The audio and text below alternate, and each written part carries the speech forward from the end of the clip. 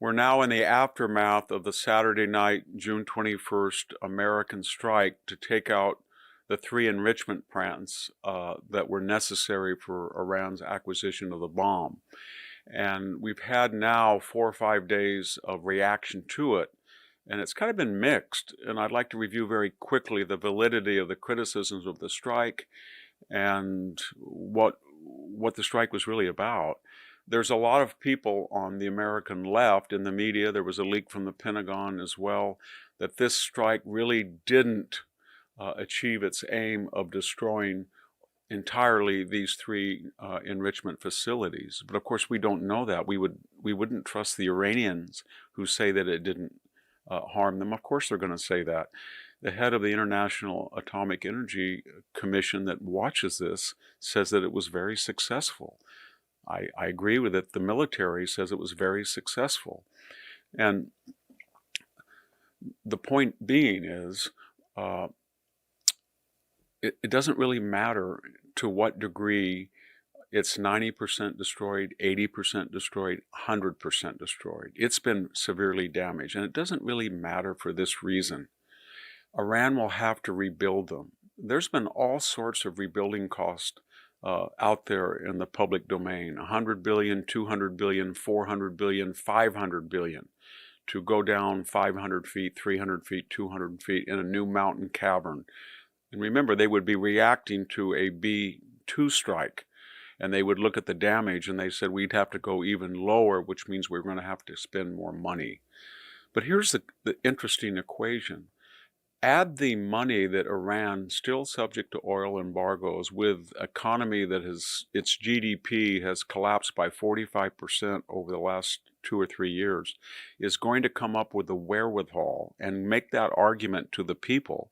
Hey everybody, you're going to miss now not just 1 paycheck, but 2 paychecks every 3 months, because we have to rebuild the nuclear facilities that were completely demolished, and we have to spend more money. The Iranian in the street would say, and then what? They're going to be destroyed again. How can you stop them? You have no air defenses. The Russians don't want to give us air defenses. The Chinese will not give us air defenses. Why would they want to give us air defenses? They go up in smoke. They only humiliate their own equipment. It's you, the military, you, the theocracy, that's the problem. And so if you boil that down, ask yourself in a cost-to-benefit analysis, is it cheaper for Iran to go back and start from scratch and build these mountainous subterranean facilities? Or is it cheaper for the United States to send another 7 or 10 or 12 B-2 bombers and send them into airspace for about 35 minutes and take them out? And that's what they can do. But there is a caveat, there is a warning here. There's only one limit on our ability to take out the next generation, should it appear, of uranium enrichment. And that problem is not in Iran, it's not in Hezbollah, it's not with Hamas, it's with Washington and Tel Aviv. Will the United States government have the courage and have the competency and understand the geostrategic complications and implications and dangers of Iran having another bomb? And what I mean by that is, if you have another Obama administration, or if you have another Biden administration, will they act when they see another uranium facility being developed? Will you have another Bibi Netanyahu in Israel? So what am I getting at?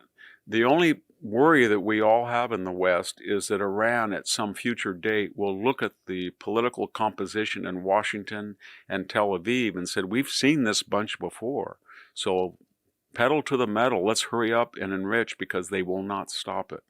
But even then, it will take a huge investment that has to be sold to a population that has been deprived of trillions of dollars of internal development, that has been diverted to Hezbollah, Hamas, the Houthis, the Assads, that are all up in smoke, and then they will have to hear an argument to rearm all of those people for terrorist deterrence, and then rebuild everything for nuclear deterrence, and hope there's somebody not like Netanyahu and Trump in Washington. And for now, those are pretty good odds that the strike is successful and will be in the near future. Thank you very much.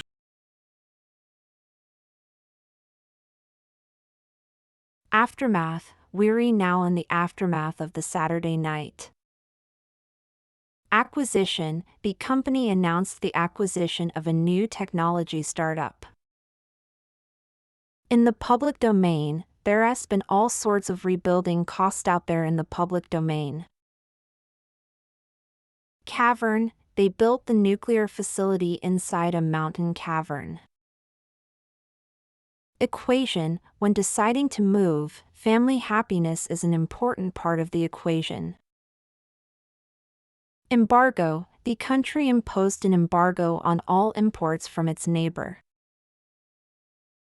Boil that down. If you boil it down, the real issue is lack of funding. Subterranean. The ancient city was discovered beneath the subterranean tunnels. Caveat. He agreed to the deal with the caveat that delivery must be on time.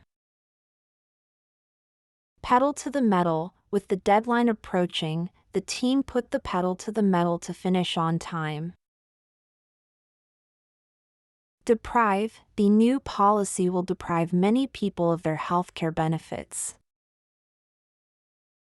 Validity. The validity of his argument was questioned by the experts.